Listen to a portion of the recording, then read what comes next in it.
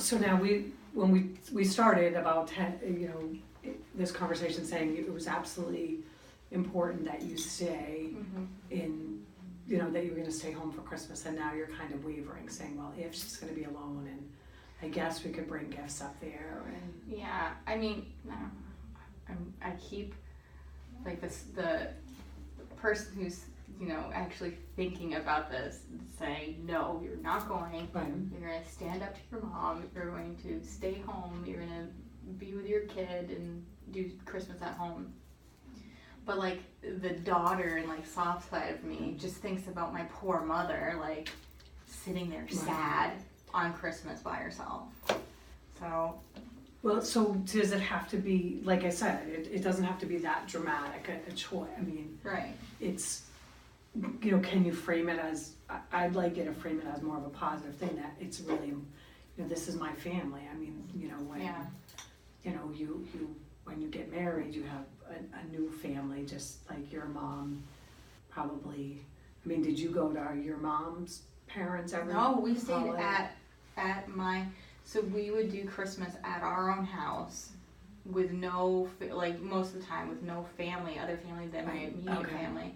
And then when I was really little, afterwards we would go to my grandmother's house for, like, dinner and stuff. And did they live close to where you? They lived in Vermont, and they lived probably like 45 minutes away. Okay. Which wasn't too bad. But then that side of my family moved to Arizona. Then all we had was my grandmother on my dad's side, and then she could care. That crotchety old lady did not give a crap about any of that stuff. No.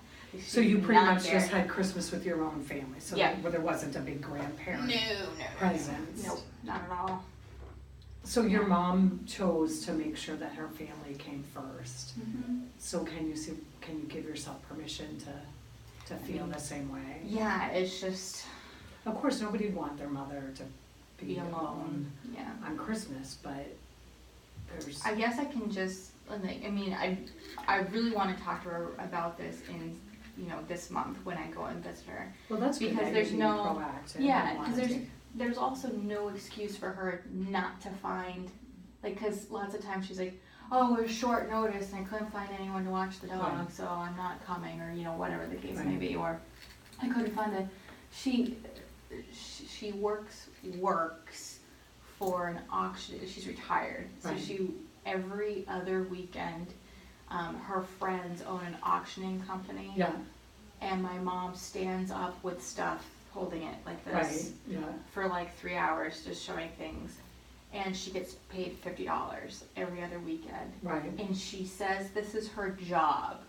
And she refers to her friends, who are Jan and Mike, who have known her for 30 years.